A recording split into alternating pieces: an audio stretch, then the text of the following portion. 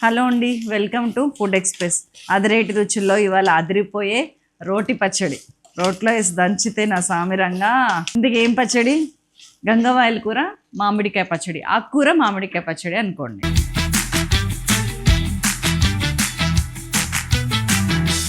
Ingredients ఒకసారి చూద్దామా. గంగవాయల కూర, మామిడికాయ, మినపప్పు, శనగపప్పు, పల్లీలు, ఆవాలు, జీలకర్ర, వెల్లుల్లి, పచ్చిమిర్చి, పసుపు, ఉప్పు, కొత్తిమీర, కరివేపాకు, ఆయిల్, కొద్దిగా ఇంగువ. That's all. సో నేను ఫస్ట్ ఒక కడాయి తీసుకున్నాను. ఒక 2 టీ స్పూన్స్ ఆయిల్ తీసుకున్నాను. దీనిలోకి మన 3-4 కట్టలు గంగవాయల కూర ఉంది ఇక్కడ, అది వేసేసాను. అండ్ ఒక చిన్న మామిడికాయ విత్ టెంకాతో కలిపి ఉడకబెడుతున్నాను. దీంట్లోకి 1 టీ స్పూన్ ఉప్పు వేసాను. కొంచెం 1/10 స్పూన్ పసుపు వేసాను. ఇప్పుడు మంచిగా కవర్ చేసి ఉడకబెడుతున్నాను అనమాట. దీన్ని మొత్తాన్ని ఒక 10 మినిట్స్ ఉడుకుద్ది ఇది.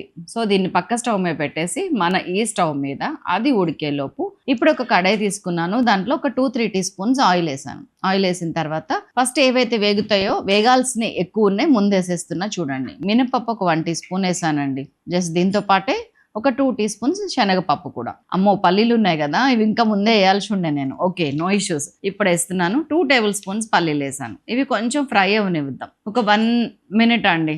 ఇవి సగం ఫ్రై అయినాయి అనిపించిన తర్వాత ముందే ఈ మెంతులు, ఆవాలు వేసేస్తే మాడిపోతాయి అనమాట.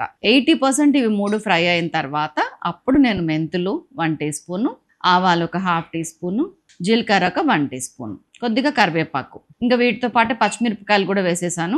ఇవన్నీ కలిపి ఇంకొక 1.5-2 మినిట్స్లో పచ్చిమిర్చి చూసారా కలర్ టర్న్ అవుతుంది. That's all. ఇప్పుడు ఇంగువ వేసుకున్నాను. కట్టేసాను స్టవ్.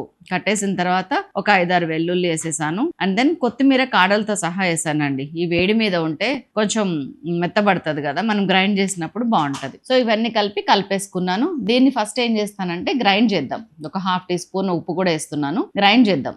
గ్రైండ్ చేసి ఈ పౌడర్ ఈ లోపు చూసారా మనది ఇదిగోండి, మంచిగా వాటర్ కూడా పోయక్కర్లేకుండా మంచిగా ఉడికిపోయింది.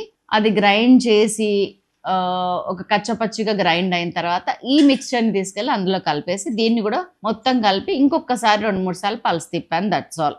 అయిపోయింది. దట్స్ ఆల్ అండి. అన్నంలో కలుపుకొని తింటుంటే స్వర్గం కనిపిస్తుంది. Very healthy and very tasty recipe ఇది. నూరేసాం, తినేసాం. ఊపర్ ఉంది.